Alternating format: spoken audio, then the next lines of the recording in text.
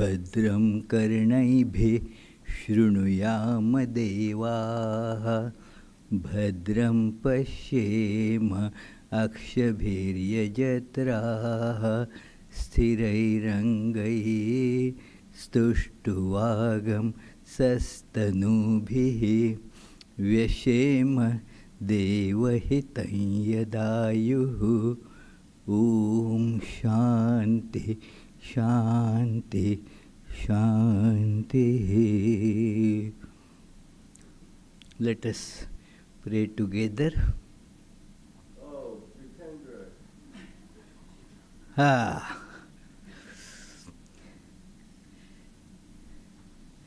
We offer our salutations to the all-loving being who endows all beings with consciousness. We meditate on the Lord, who is the origin of the universe.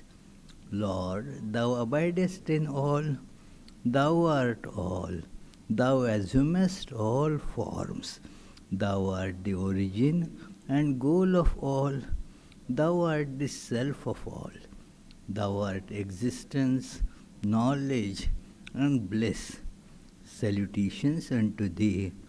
May the world be peaceful. May the wicked become gentle.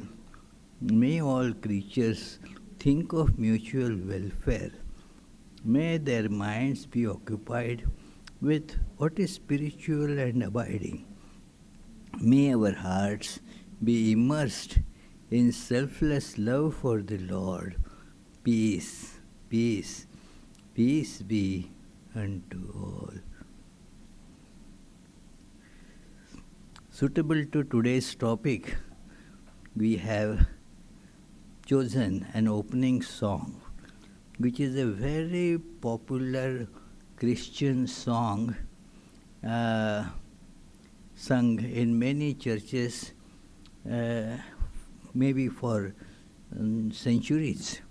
I don't know exactly it was composed, but quite old, at least 100 years ago.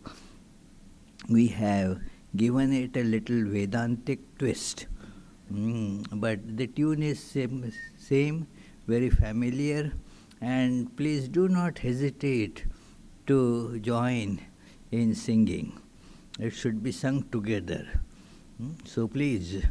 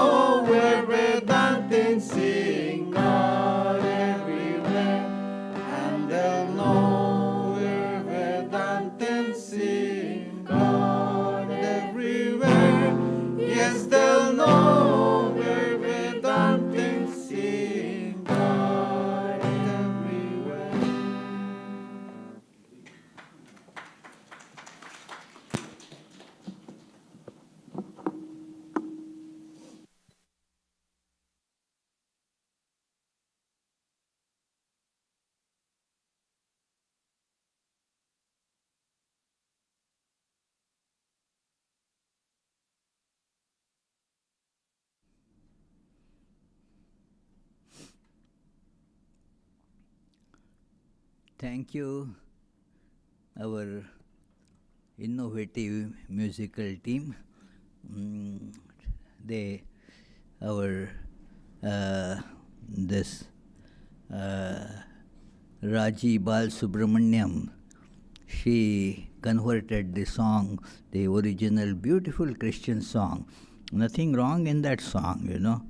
Only the main phrase that was different was that it was, we and they will know we are Christians by our love, by our love, by our love. So that was changed to they will know we are Vedantists.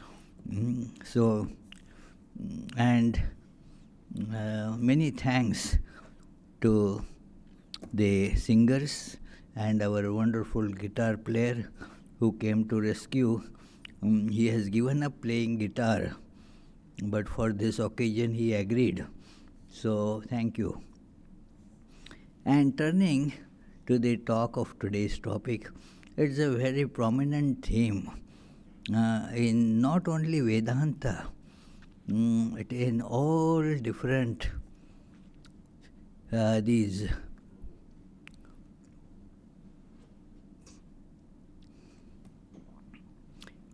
all different churches. This is the all different faiths. You will find this as a common theme, that it is oneness. God is one. The monotheistic idea about God is one is like, yes, there is somebody, a supreme one, who does the creation and preservation and like that, that governance of the world. There is that one, and we all have to be subservient to it. But when it comes to the philosophical depth of it, then all religions come to this idea of oneness. We are all one. In this spirit, spirit refers to something which is deep, not seen.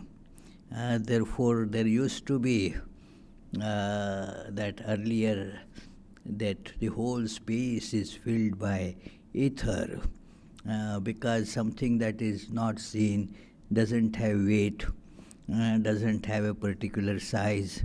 So spirit indicates that which we cannot perceive through our sense organs because of lack of shape, any measuring things that are associated with it. So we do not see, therefore, that. So it is something unseen, unexplainable. But we are sure that it is. And you see, in many literary masterpieces, you will find this idea of oneness. It is not only in religion. Many of you might have read about late 1930s, that great novel was published, novel by John Steinbeck, The Grapes of Wrath. Grapes of Wrath, a very powerfully written novel. And actually its power was so evident that it transformed the state of Oklahoma. Because the initial happenings in that state, it was in Oklahoma, all dust, and the farms were all without water, without that which they made the farmers getting into debts, and the story continues. But towards the end of that great story, there is that man who, because of all these circumstances, was driven to what were socially, legally considered as crimes. And he was going to run away from home. After some time, he had come home after a long time and told his mother. Mother was asking, but where shall I find you? How will you say? How will you be seen? How I will communicate with you? So he said, well, maybe I will be gone like this person. But you will find me everywhere. Where somebody comes to the help of the poor, you can see I am there. Where you will see that somebody rises for truth against the so-called law, you will see I am there. I am there everywhere. And he uses the word, I believe that there is a big soul of which we are all parts. We are one in that, in the big soul. So that is a common thing, that unity of existence in spirit. And we can verify it in very easily, very easily. It doesn't need any philosophy. Just a single simple thought experiment, that just see that you are not these shapes. Are you these shapes? The shapes keep on shifting and changing. They don't remain the same. We are like the animal crackers, The shapes are those shapes. The substance is the shapes in all the shapes. They are one actually. There is the mouse and the cat, but they are one. In our regular life, you will see the chasing cat. Cat will be chasing the mouse.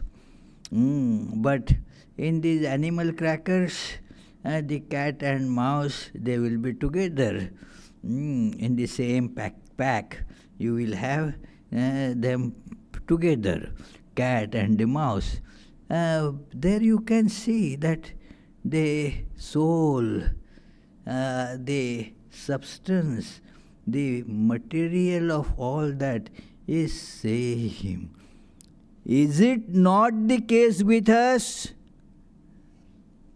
Actually, it is. We are one. Even as matter, the matter here and the matter here, the matter in the chair, matter in the bacterium, they are all same electrons, protons, and all these fundamental particles, different heaps of the same material. Are we different? Only in illusion, only in ignorance that we are different. When we try to know, that difference just withers away. There is no difference in the truth, in the reality.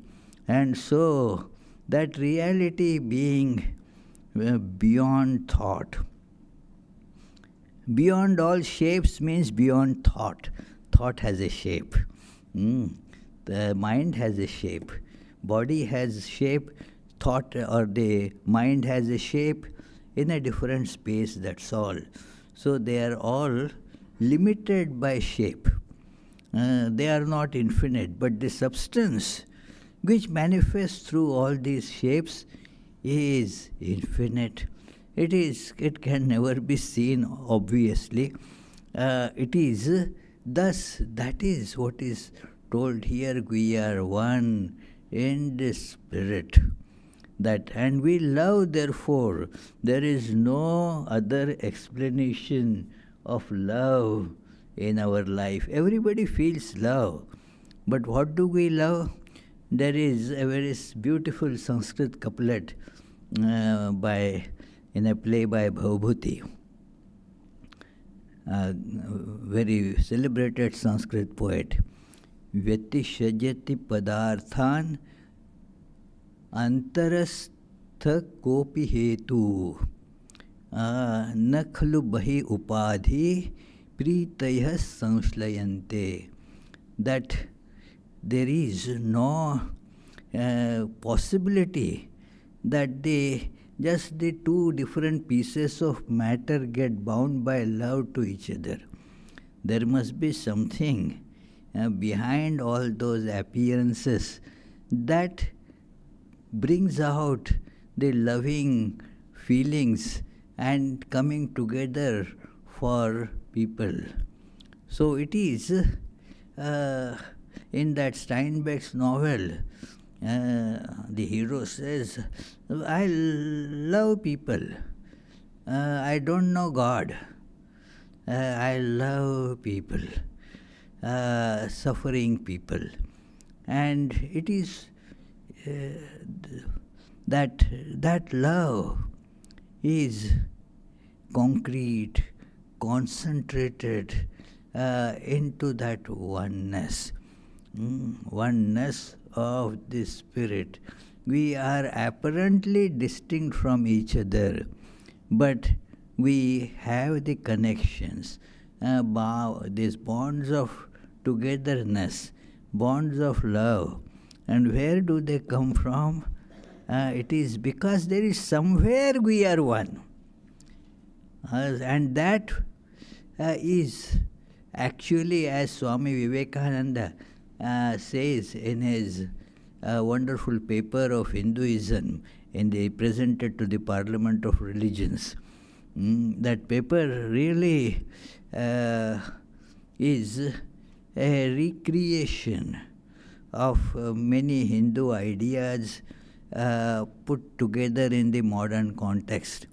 He says that science has proved to me that physical individuality is a delusion, that really my body is one little continuously changing body in an unbroken ocean of matter, and the non-dual Advaita is the necessary conclusion with my other counterpart, the soul. Science is nothing but the finding of unity. It is that is the underlying background, that why therefore what is a law of science? Think of it, that many different facts they are tied together, and that gets called a law. Like law of gravitation, whether it is a small dust particle or a big galaxy size something, and the law of gravitation holds for both of them. So all these different things, they are woven together as it were in a law. So science is nothing but the search for unity. He therefore continues, chemistry could not progress further when it could discover one element out of which all other could be made. Physics would stop when it would be able to fulfill its services in discovering one energy of which all others are but manifestations, and science of religion becomes perfect when it would discover that one who is the one life in a universe of death. One life in a universe of death. Here he is paraphrasing the great statement in Kathopanishad, that there is one, that Kathopanishad passage says that there is something that is permanent in all the impermanent things. And that which is life in all the other things which in themselves are lifeless. So And the one who discovers this realizes the ultimate bliss. So it is discovery of one. That oneness is thus the goal of all religions, especially when it comes to Vedanta. It very clearly says that one, and it is not one in the normal sense. It will be logically untenable an idea that it is one as a number. No, it is therefore, since our frailties of language become evident when we have to describe such concepts, and so we have to use this phrase, one without second or non-dual.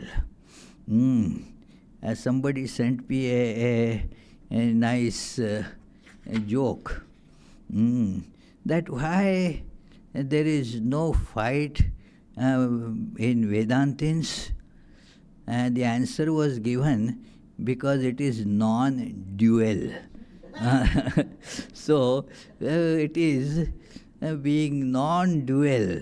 There are no duals, So it is joke apart, but this is the fact that it strives to discover the underlying unity in all these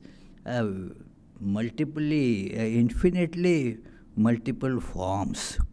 That one thing one can easily see, that these forms are changing constantly. They have no substance as such. The substance is the one behind those floating forms, as it were, like the one ocean is behind all the different waves which rise and fall. So it is not possible to identify a wave. By the time you identify it, it gets changed. What is the identity of a wave? There is no identity of a particular wave. So similarly, there is no identity of a particular person as such. God is the only identity that you can say, because that person changes. The person I had met when in March had gone to one of our centers in the mountain hills of Meghalaya. And then I had to come to Guwahati airport next day morning. So he was the driver, one person.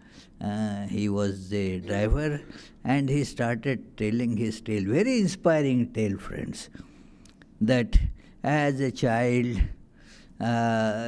he had to work. The household was so poor, and there was not enough to eat. So no schooling, nothing. Go and work. So he ran to the city of Guwahati and then started working for some these trucks, transporters, as just a cleaning boy. And then they used to, give him pennies, some ordinary food, that's it. And then he was beaten and thrown away. See, at about 10 years old child, he saw that there is some meat kept for the others.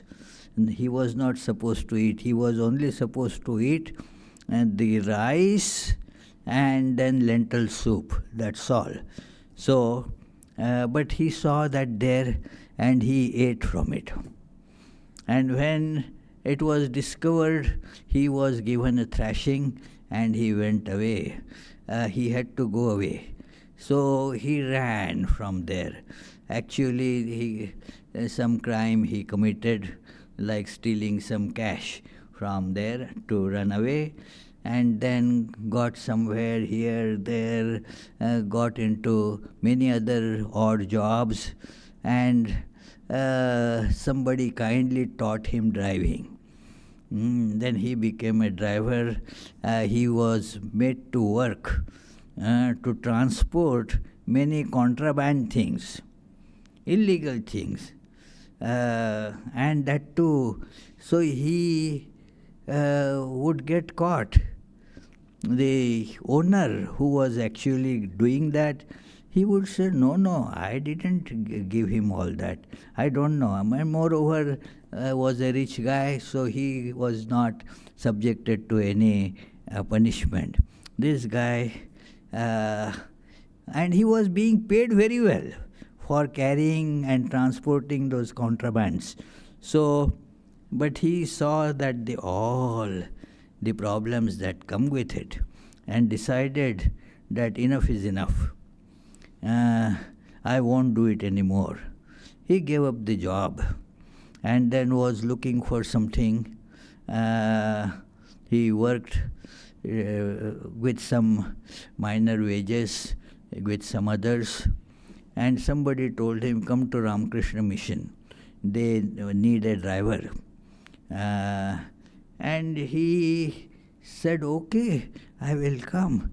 And he said, that transformed my whole life as I started being there. I got initiated also, and I do regularly this meditation. I actually saw him doing, that he was doing regular meditations. And see, he said that everything in my life changed. I could see this. So look at the transformation. What I am pointing out is that look, we change. A criminal changes into a very honest person. An honest person gets deluded by the glitter of many things and becomes criminal. So it is something that happens often, because these are changing things. These are not identities of a person. They are temporary identities. Like I was Indian national some years ago. Now I am an American national. So that national identity changes. It is not earlier I was not believer in religion. Now I am. So the identity changes. So many things happen. So what is our real identity? We are spirit. We are not this body and mind. We are the spirit. But then everybody, everything is actually the same spirit. The same spirit who is the reality of this appearance is also the reality of the appearance of, say, Vishwanath or Teresa. All that, it is the appearance. Behind that there is the same reality. Every single creature, every single object has the same reality. And these are stable because of unity. Even these appearances, they are seen stable because there is unity. Like different pieces of material are tied together, and then we call it a chair. Isn't it? That is how it is, chair, different pieces. So that gives the chair an identity. It is a temporary identity that it has. It changes again. Suppose the chair breaks, then the parts are all discarded here and there, and they lose that identity. It is somebody has planted, look at how we try to preserve the temporal identity. that in Pune there is an institute of, say, mathematical or physical sciences. Yes, and when they started long back, started by a well-known scientist, Jayant Narlikar, and he planted a sapling of what was the apple tree, the apple from which Newton saw the apple falling and discovered the law of gravitation. Now, this is just anecdotal, but that sapling was planted, that is real, not anecdotal, to make it an apple tree. Why? Because it has inspirational value. But that is only for inspiration, it is all right. But this search must go beyond these appearances. And we see thus that all of us are centered in that oneness. Therefore, otherwise there is no explanation as such that why do we want unity. Even in our childhood there used to be a nice story that unity is strength. Individual separateness is weakness. So the father was teaching his sons that be united, then that is strength. They were 5. So he gave them 5 sticks, each of them.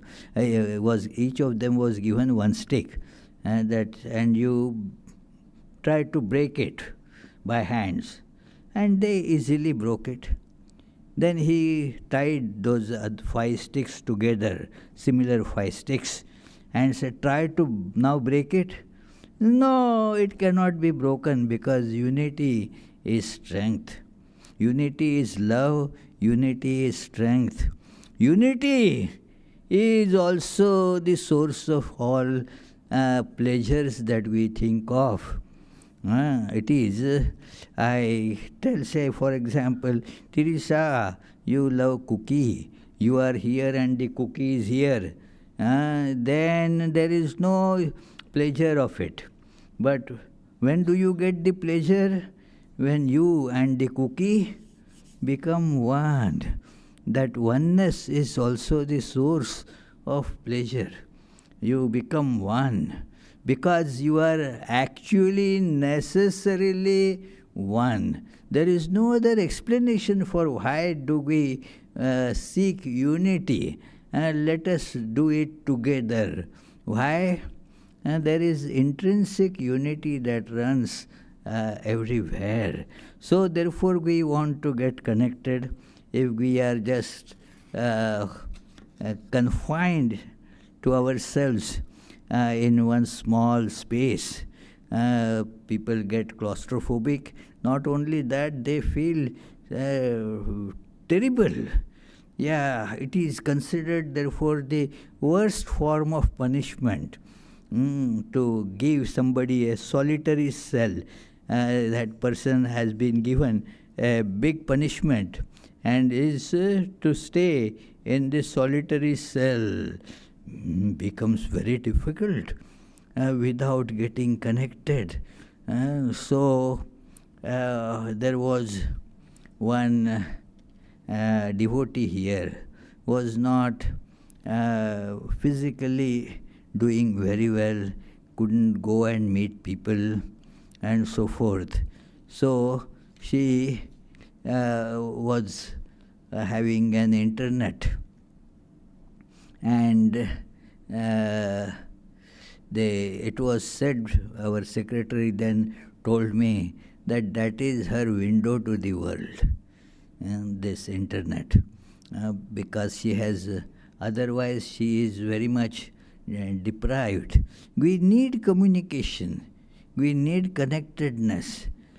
So therefore there are the efforts to bring people to unity. Why is it so? United States of America, Why should they be united? Because there is actually the basic unity, and that brings the spirit of unity. There is no other reason you can find that what prompts us to go towards unity. It is in the Einstein's this theory, there is that how all the universe will go back to the singularity.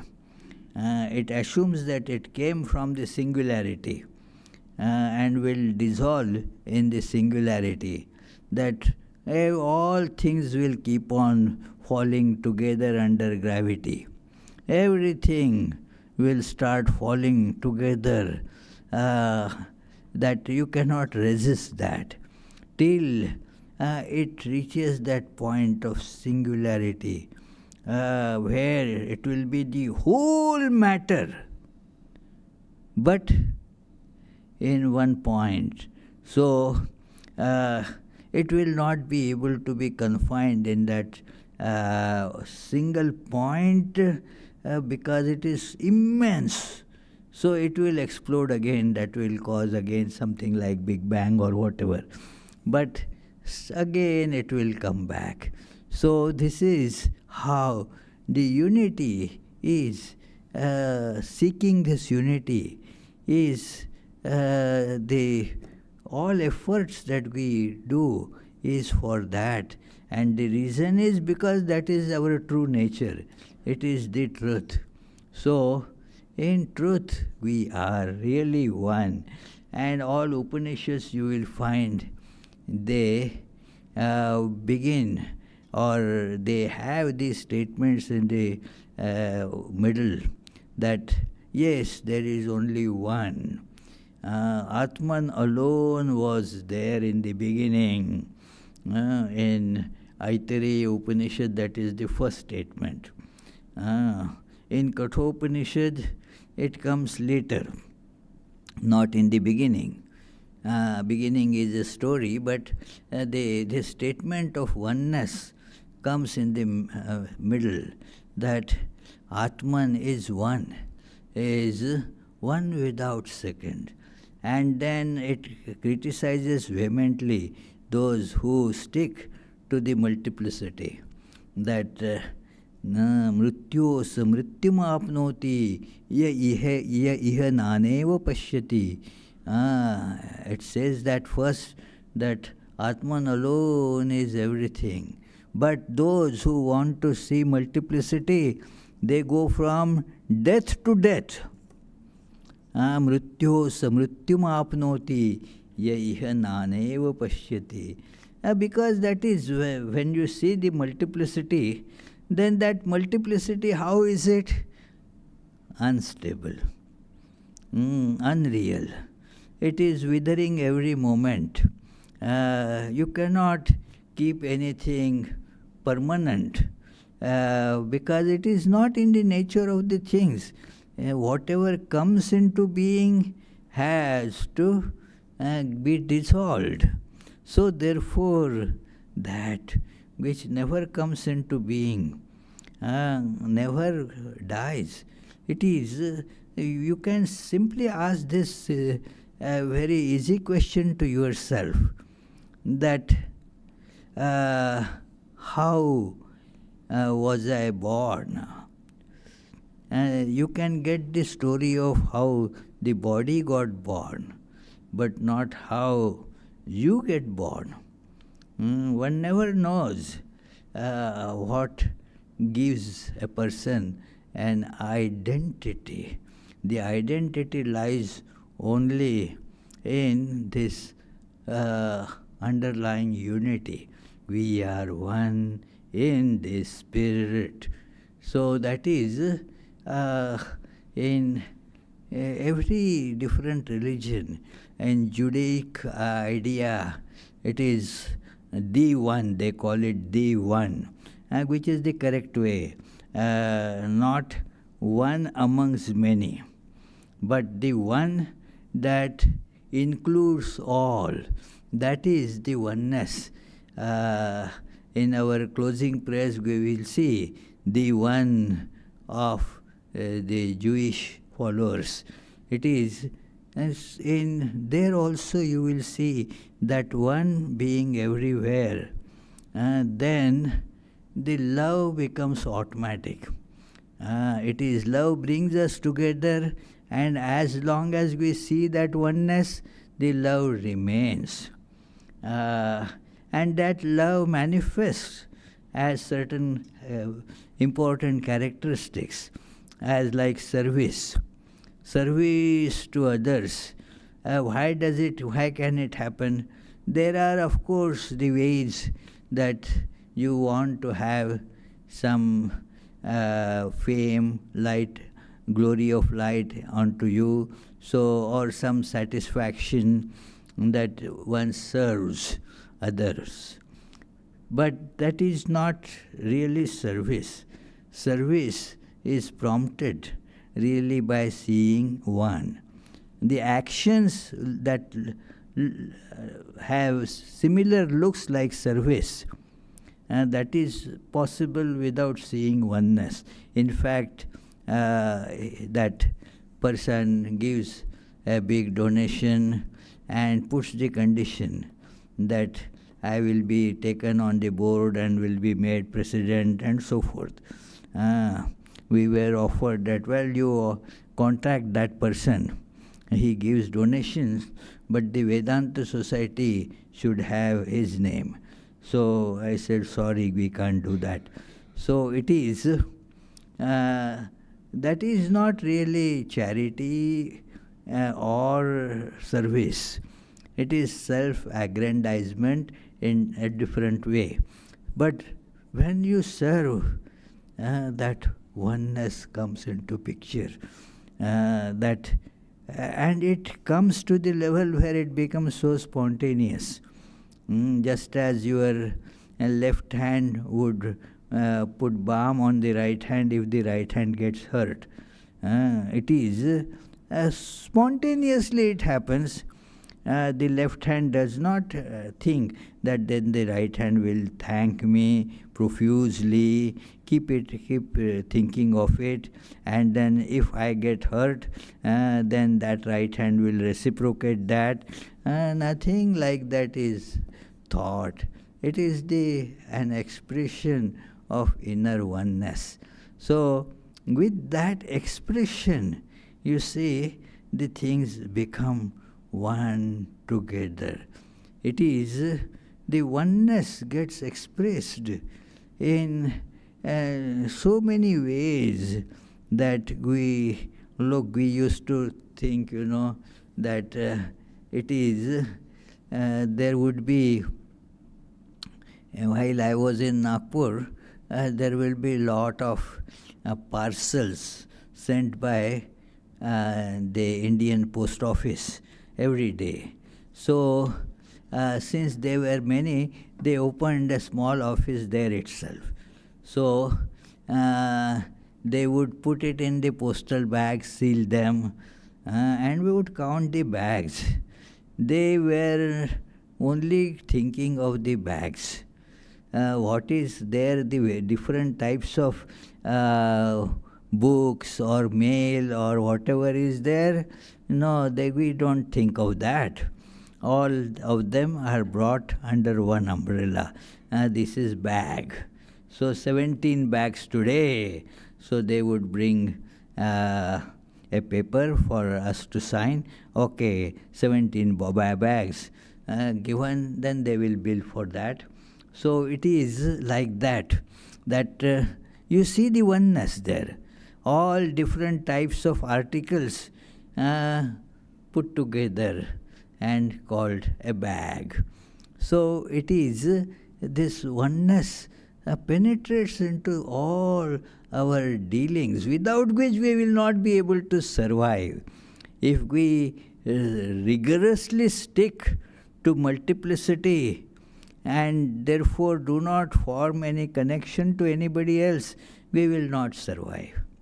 It is Bhagavad Gita therefore describes it that how this one, it promulgates this cycle, that how all fit into that cycle and help each other, means they become part of the totality. It is, therefore, you have to respect everything. See, the animals are needed, these different other creatures are needed, all different things are needed. And there is a story, we think, that is not needed at all in this world. So, one king decided that, well, these spiders are the messiest things. Spiders are not needed in the world at all. Let us get rid of these spiders. Then, once that king had gone into a forest, probably for having some game, and then a gang of robbers spotted the king and started chasing. The king went and hid in a cave. And the robbers kept on looking here, there, and the king was hiding in the cave. And one spider had started weaving a web. By the time those robbers came near that cave, the spider has completed its web. They complete it very fast, not like our construction things that go on forever. Completed that intricate web making. And then from wall to wall, the whole entry of that was covered by the web. Then the robbers came there. Is it in that cave? They were about to enter. The king was shivering with fever, that much fear, because they are right now about to catch him. But one of them said, no, can't be here. Don't you see that web is intact? If he had come, the web would have been torn. And so the king was saved. And then he said, no, spiders also are needed. So everything in the world is needed. That is why it is there. Everything balances others. And so everybody must do the duty towards them. That is why there is the idea of 5 yajnas. Yajna is an expression of communion. That going and giving something to others, that is a yajna, sacrifice. So 5 types of sacrifices are enjoined on all householders. That it is because there are animals on which your life depends. You go and buy milk. It doesn't fall from skies. There are animals who yield the milk. You have so many other things that you use which depend on animal, so called Pashu Yajna. Then there are the other, these different elements. It's called, you have to be indebted to them. It is called Bhuta Yajna. Then there are, people who give you knowledge. You have to be indebted to them. They are called Rishi. That is called Rishi Yajna. Then there are your forefathers, your parents. You have to be indebted to them. So it is called Pitra Yajna. And then there are so many human beings on which our life depends. Every moment we live, it depends on millions of human beings that work, for us. It is, for example, think about, making of this podium. There are the people who brought the wood, the transporters who got it, the carpenter who worked on it, and so many people have directly or indirectly contributed to this. Look at this jacket that I am putting on. How many different people have gone into manufacturing of this. And I say, oh, it feels very warm in this jacket. So, but at that time I must remember that so many people have worked on it and feel for them. It is said that in India it was really true then. Very nice furniture was made by carpenters.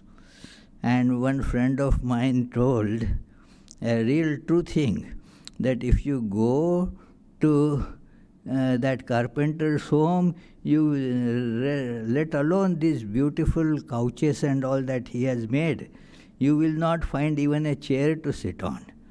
That is the level that the society makes them live. They are great workers, but that is their fate and our negligence. So be thankful to them. We owe them so many things. So therefore, that is called Nriyajna, that serving other human beings, because our life also depends on them. And they exist, and so we must impart whatever it takes to them, serving other human beings. So these are all, different forms of expression of this unity. So we are one. Where? Where are we one? Alright, so say loudly. In the spirit. Where are we one, Adi Maharaj? Say loudly. Yes, all of you say loudly, we are one. Right. Thank you, friends.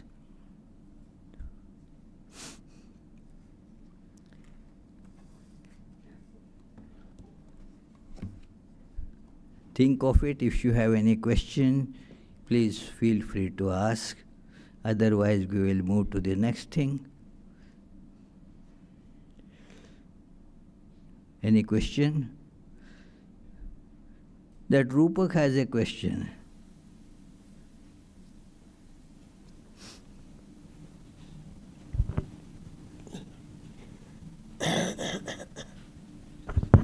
Pranam Maharaj, you talked about we are having some temporal identity. Yeah. We are holding on to that. But we have a free will, actually. We have? Free will. We feel. Have we got the free will? Yes and no. It is dependent on the will of the one. It is, we do feel, there is a feeling. One neuroscientist in MIT told me very nicely, that the point is our brains are hardwired to feel that we are free. Our brains are, see, the fact that it is hardwired means it is actually done in the program by somebody that makes us feel that we have free will. But actually we don't have free will as such. In fact, as Swami Vivekananda and Sri Ramakrishna also tells that the word free will is contradictory in itself. The will is always bound because it is for something. So that something controls that will. It is. So therefore will, we don't have free will but an illusion of free will. But all this law, enforcement, everything depends upon that, right? It seemingly depends, but the results do not become according to that free will. It is the will, you will, but that doesn't mean that something else caused you to will that. It is the will is basically dependent that on something else that makes you think in a particular way and get this will, I must do this. It is dictated by something else. But in that case, if somebody like law commits enforcement. commit a crime, so after committing a crime, they can say that, okay, I'm part of whole things. I don't have a responsibility for that, right? Well, you may say, I don't have responsibility for that, but it is again not a free will. Somebody else will decide their fate. So the will is not free. It is. There is a lot of philosophical debate on this. The will appears to be free, but actually it is bound something. So it is not free. It is dependent, some circumstances control it. Like you see, oh, these are nice flowers, I want to buy them, my free will. I will buy or I don't buy. No, those flowers are dictating it. So it is bound by those flowers. All our wills are really bound. We call them free. That is how the nomenclature goes. I call it as free, but it is not free. Thank you. Any other question? There is no question here. Is there any question upstairs? Yes, Maharaj, there is one question.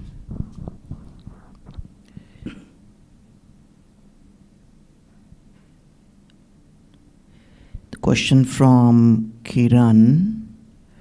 Pranam Maharaj. Who is that? Who said? Kiran. Kiran, okay, Kiran. Pranam Maharaj, in that case, how to get rid of this illusion of free will? Yeah, that's a good question. Actually, I was coming to that point, but saw that the time is running out. It is by meditation or doing spiritual practice that we give up this identity associated with body. And thus we shall be able to see the unity. It is through that practice we gradually see the spirit where we are one, or see the God in which we are one. But that practice, as we progress in the practice, will make us gradually see this truth that we are one.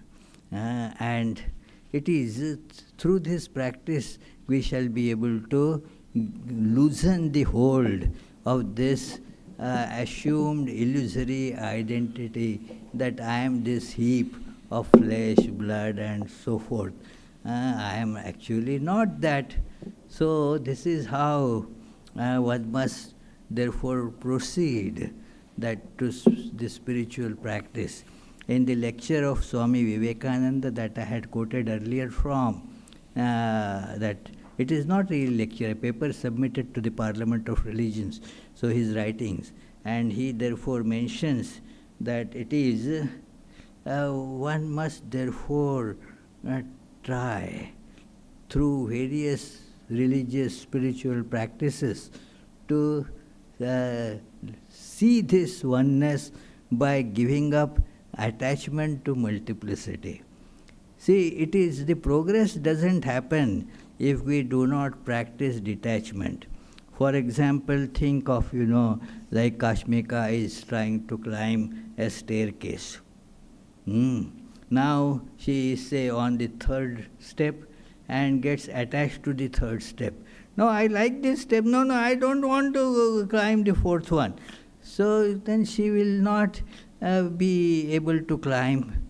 So one has to practice this detachment to this false identity by serving. That is called yoga. Yoga means that bridging the gap between what you understand and what you experience. So practice of yoga will yield to that. Thank you.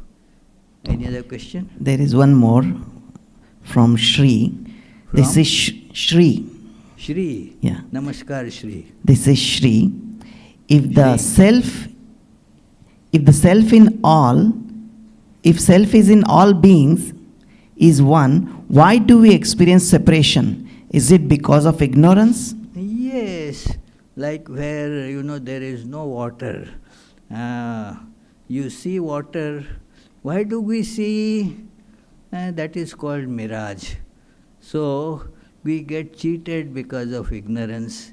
So we see separateness of soul because of this ignorance, and say that this is good person, this is bad person. Not really. In that Steinbeck's novel I was quoting from earlier, he mentions that hero mentions that,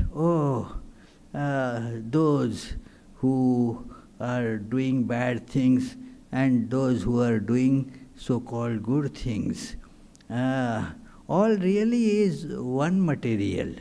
There is no separation at all, because the basic material is the same. Like in animal crackers, the basic material is the same, whether it is a tiger or a lamb, same material. So it is exactly, we see multiplicity because we don't see really.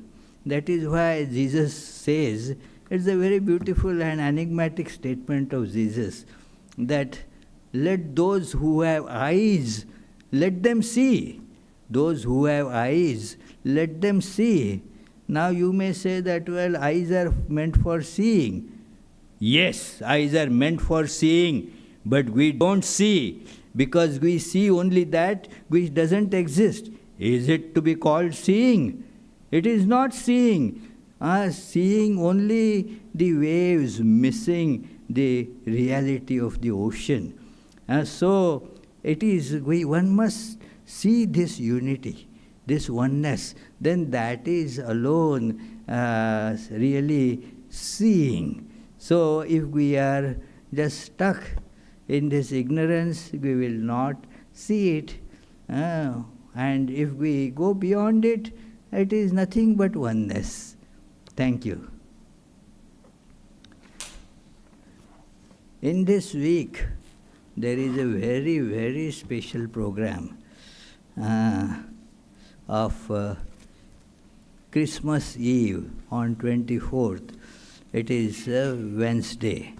So, on Wednesday, the Christmas Eve, there will be, it has great significance in establishment of the Ramakrishna order as such. And the service is very sublime, serene service. So there will be readings from Sermon on the Mount, from Imitation of Christ, and Swami Vivekananda's biography, which clears why this day is observed in all centers of our order. Christmas Eve. It will start at 7 p.m. and should be over by 8:30 p.m. So please try to come for this very special annual event. And next Sunday, the topic, that is 28th of December. Afterwards, there won't be any Sundays in December that I will be speaking on. So everything ends. This year I am not going to give any more Sunday lectures. So I am saying everything ends. So Tuesday, Friday classes during the week will go on as usual. So, well, let us conclude. Anything else I forgot? No, So let us conclude with the closing prayers. Well, recite loudly, It is the congregational prayer, So it is not that only I speak from the microphone. Your sound, your voice should be much more louder than my voice. So let us see. Otherwise, our Tilakji is just like that, in a very meditative mood. So sing loudly. May the Divine, who is Father in heaven of the Christians, Holy One of the Jewish faith, Allah of the Muslims, Buddha of the Buddhists, Tao of the Taoists, Great Spirit of the Native Americans, Ahura Mazda of the Zoroastrians, and Brahman of the Hindus, lead us from the unreal to the real, from darkness to light, from death to immortality. May the all-loving being manifest himself unto us and grant us abiding understanding and all-consuming divine love. Peace, peace, peace be unto all. Now there will be Arati. It will be conducted there, but you can join from here also. If you choose to go in there, please remove your footwear right under the chair that you are seated on. And after this evening Arati, you are all requested to join the soup supper in the basement.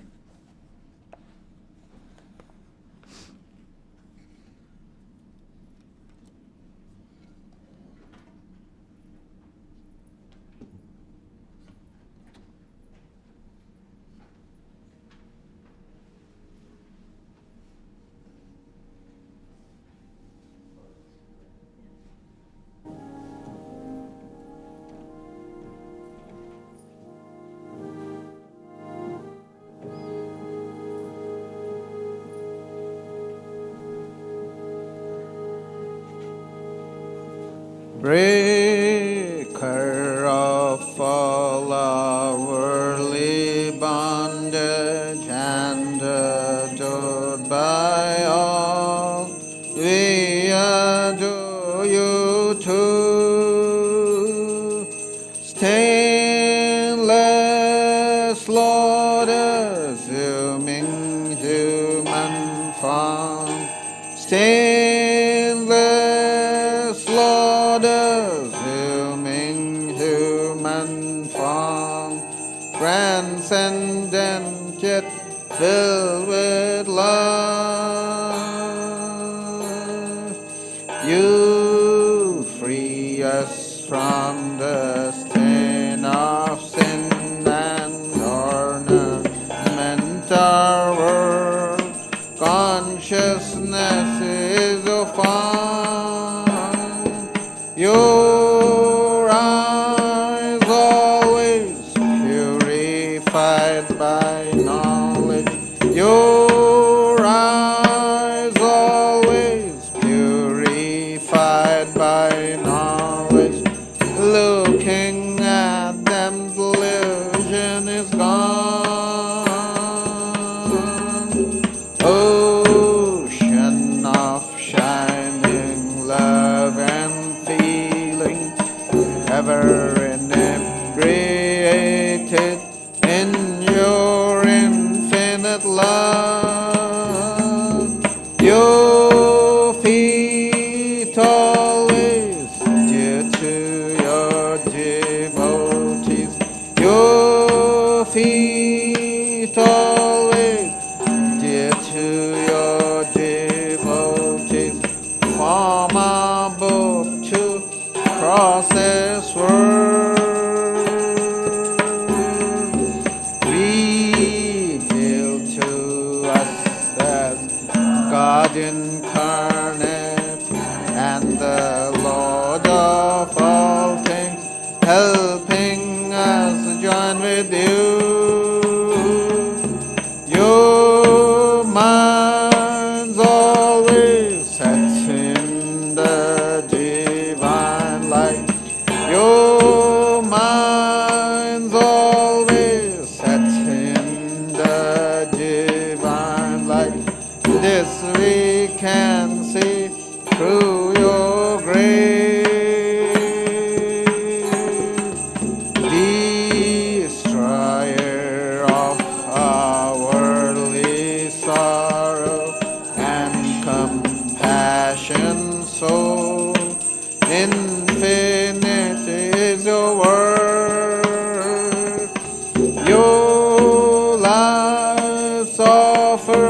for the world's deliverance.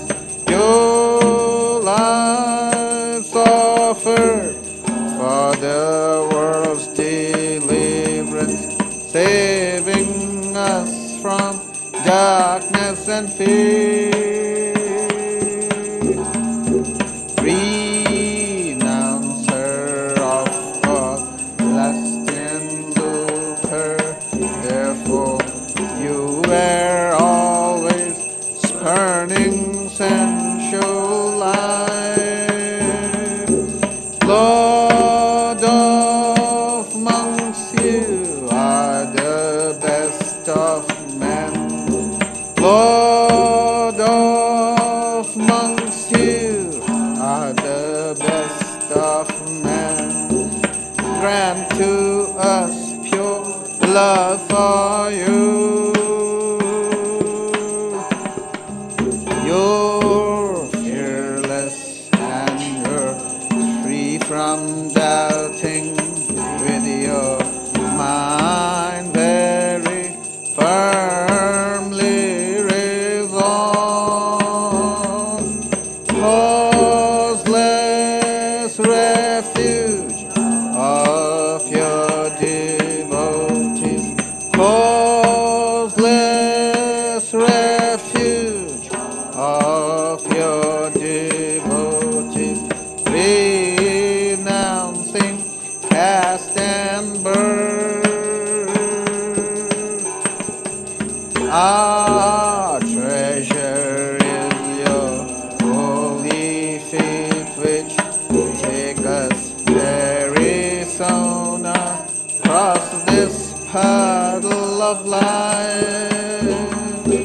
You give love and even sightedness.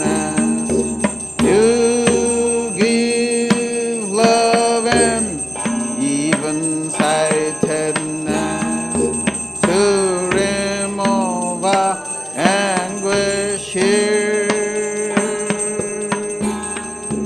Our treasure is your holy feet, which take us very soon across this puddle of life. You give love and even sightedness.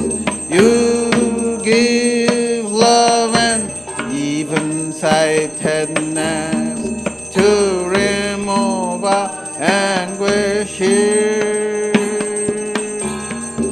Greetings to you, O Lord, beyond both speech and mind. Greetings to you, O Lord, beyond both speech and mind. Yet you are the basis of both. O Lord, yet you are the basis of both. Great light of all lights, blazing in the heart's cave.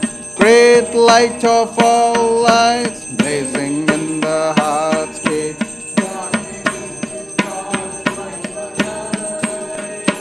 O Lord, darkness is destroyed by your light. Greetings to you, O Lord, beyond both speech and mind. Greetings to you, O Lord, beyond both speech and mind. Yet you are the basis of both. O Lord, yet you are the basis of both. Great light of all lights, blazing in the heart's cave. Great light of all lights, blazing in the heart's cave. Darkness is destroyed by your light. O Lord, darkness is destroyed by your light. Langa Ranga Bhanga, these are all the sounds of Mridanga. Langa Ranga Bhanga, these are all the sounds of Mridanga.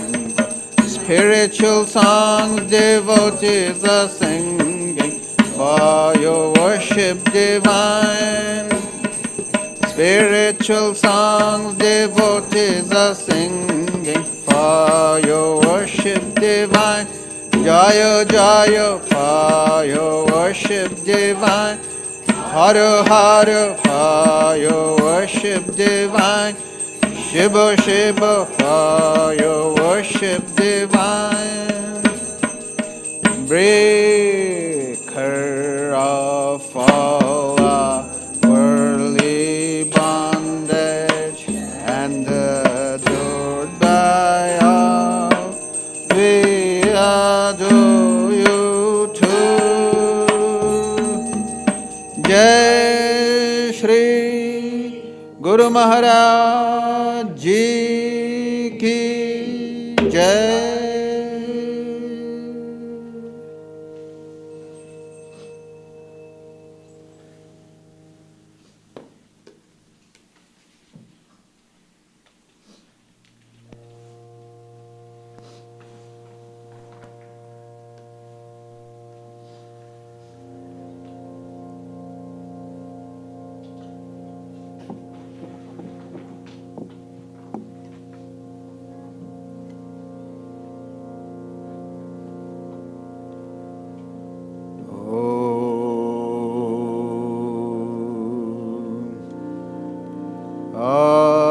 Auspicious and blessed graciousness sublime, all noble ends you give to us, granting us refuge, all seeing Gauri, O Mother Divine, our love to you. Creation, preservation, dissolution are your powers, eternal one. Nature's real basis, nature's essence, O Mother Divine, our love to you. We come seeking refuge from anguish.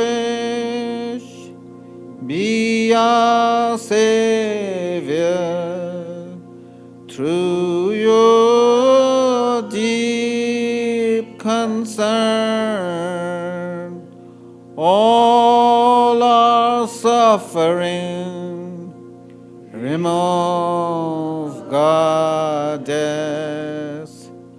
O Mother Divine, our love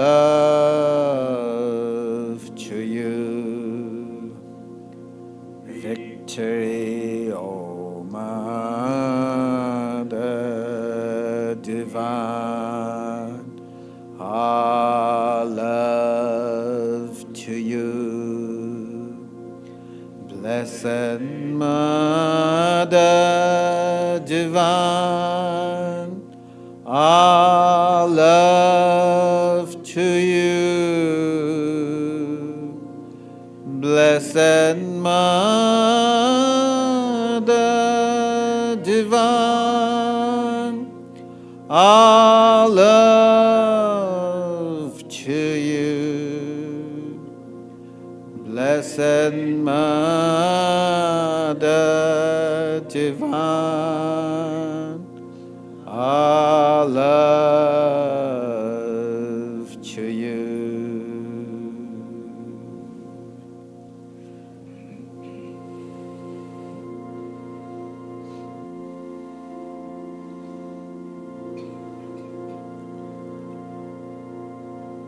Jai Shri Ram Krishna Dev Ki Jai.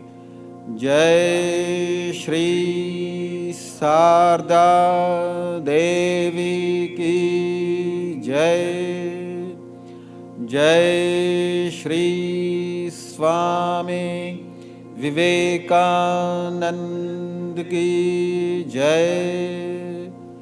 Jai Shri Buddha Dev Ki Jai. Jai Shri Jesus Christ Ki Jai.